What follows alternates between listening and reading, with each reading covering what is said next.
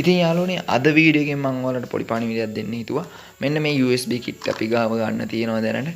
මේ USB kit එක විතරක් නෙමෙයි amplifier PCB තියෙනවා. ඒ කියන්නේ JBL PCB ඒවත් අපෙන් ගන්න පුළුවන් අඩු මුදලට.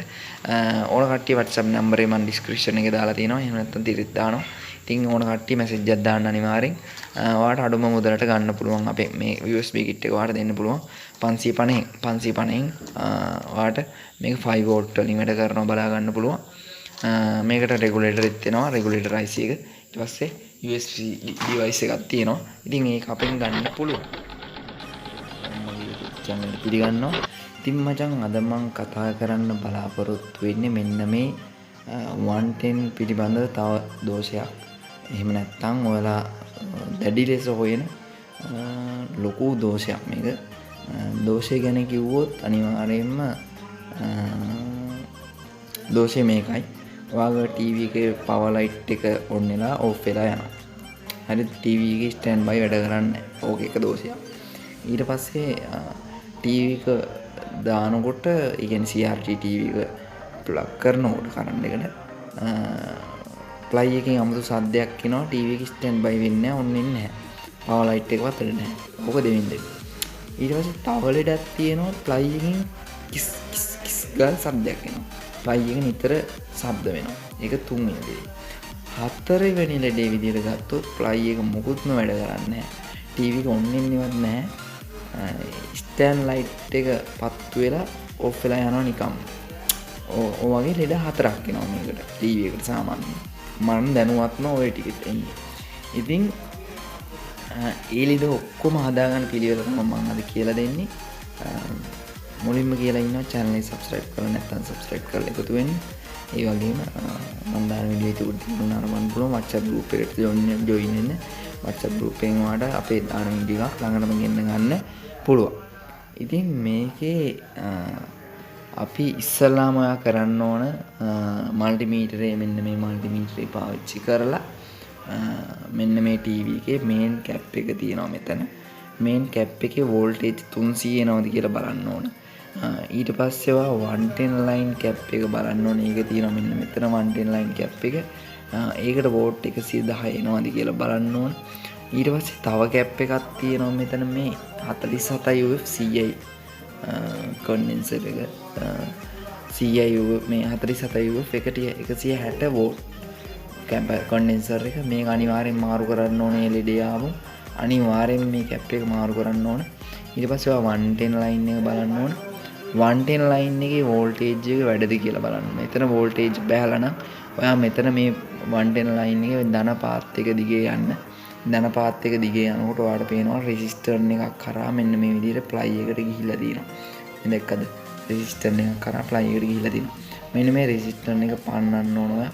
මේ resistor එක පන්නලා ඉවර කරලා ඔයා voltage දීලා බලන්න ඕන මෙන්න මේ cap එකේ voltage 110 හැදෙනවද කියලා.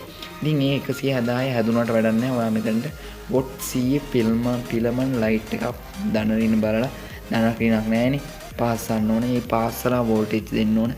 ඒකට අඩ කුඹු වෙලා එහෙම නැත්නම් light එකෙන් භාගයක් පත් වෙලා එක දිගටම තියෙනවා නම් voltage ampere ගාන ස්ථාවරයි කියලා අපිට හිතන්න පුළුවන්. ඒකට 110 voltage වල කේස් එකක් නැහැ. මේන් තමයි සීන් එකේ තියෙන මේ 1 capacity මේ resistor එකෙන් එහා පැත්තට voltage යන එක. ඉතින් මේ voltage යන එකෙත් ගත්තම අනිවාර්යෙන් play එක short වෙන්න පුළුවන්. play එක හරහා ගිහිල්ලා H out එක short වෙන්න පුළුවන්. එහෙම නැත්තම් මෙන්න මේ මෙතන තියෙනවා diode එකක්. ඔයාලට පේනවා vertical line එකට supply හදන diode එක short වෙන්න පුළුවන්. එහෙම නැත්තම් 110 volt 110 cap diode එක short වෙන්න පුළුවන්. හරි. ඉතින් ඔය ටික තමයි බලන්න තියෙන්නේ.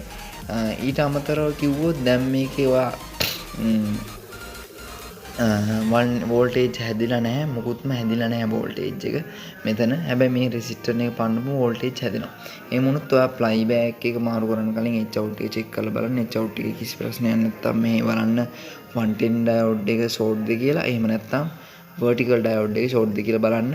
vertical වලට voltage හදන. ඉතින් ඒ set එකම short කිසිම short එකක් නැත්තම් ඔය අනිවාර්යෙන් playback එක මාරු කරන්න. playback එකේ short එකක් හින්දා playback එකේ issue එකක් හින්දා තමයි එහෙම මේ voltage එක මට බහින්නේ. ඉතින් එහෙම වෙන්න පුළුවන්. ඊට අමතරව තව වෙන්න පුළුවන් ලෙඩක් තමයි මෙන්න මේ වෝල්ටේජ් පෑලා තිනවා අපිට ෂෝට් එක හොයාගන්න ප්ලයි බෑග් මොකුත්ම හොයාගන්න බෑ. මේ වෝල්ටේජ් නෑ මොකුත්ම වැඩ කරන්නේ නෑ. එහෙම වුණොත් ඔයා මේකෙන් හොයාගන්න ඕන පවර් පැත්තේද ලෙඩේ තියෙන්නේ. එහෙම නැත්නම් සෙකන්ඩරි පැත්තේද ප්‍රයිමරි පැත්තේද කොයි පැත්තේද ලෙඩේ තියෙන්නේ කියලා හොයාගන්න ඕන. ඒකින්ද ඔයාලට පවර් මොඩියුලේටරයක් පාවිච්චි කරන්න වෙනවා මේ වෙලාවේදී.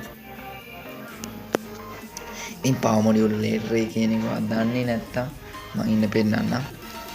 ඉතින් පවර් මොඩියුලේටරේ කියන්නේ මෙන්න මේකට. පවර් මොඩියුලේටරෙන් කරන්නේ 110 වෝල්ටේජ් එක මේ බෝඩ් එකේ පවර් සප්ලයි එකකින් කරන ඔක්කොම කාර්යය මෙන්න මේ පොඩි සර්කිට් කෑල්ලෙන් කරලා පවර් මොඩියුල් එකකින් කරලා මේ පැත්තට කියන්නේ 110 ලයින් එකට ඒ වෝල්ටේජ් එක අවුට් කරන එක. ඉතින් මේ පවර් මොඩියුල් එක තියපුවම අනිවාර්යෙන් ටීවී එක ඕන් වුණොත් මේ පවර් සප්ලයි එකේ ඩැමේජ් එකක් තියෙනවා. පවර් සප්ලයි එක සම්පූර්ණයෙන්ම රීසෝල්ඩරින් කරන්න ඕන.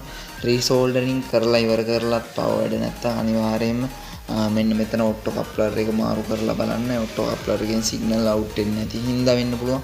ඊට පස්සේ මේ ඩයෝඩ් මේ කැප් එක වෝල්ටේජ් බහිනවා වෙන්න පුළුවන්. ඒකත් අනිවාර්යයෙන්ම බලන්න.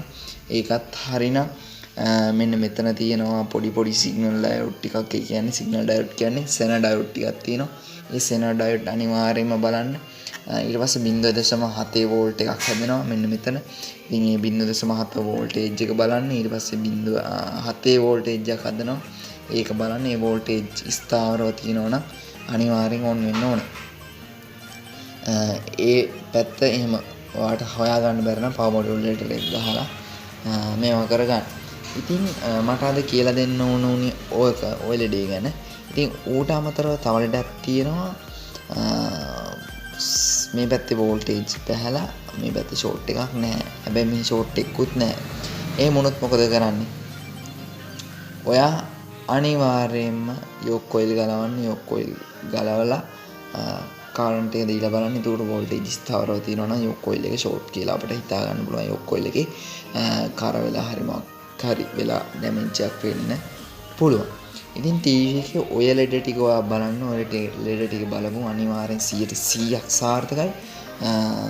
ඉතින් අද ගොඩක් කාලෙකින් වීඩියෝ එකක් ගෙනාවා. දවස් සති දෙකකින් විතර වීඩියෝ ගෙන පොඩ්ඩක් අපහසුතාවයක් තිබුණා. ඒකින්ද වීඩියෝ ගෙනාවේ නැත්තේ. ඉතින් ඔයාට අපින් අමතර කොටස් මෙලදී ගන්නත් පුළුවන්. ඉතින් ඒවා ගැන මම වීඩියෝ කැලකින් දැම්මනේ. ඉතින් එන ආදර වීඩියෝ එක අසං කරලා මම හිතනවා 110 කේස් පිළිබඳව දෝෂ වර්ණන හදා ගන්න පුළුවන් කියලා.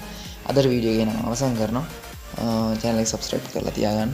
bell icon එක ඕල් දාලා තියාගන්න. එහෙනම් හැමෝටම ජය වේවා.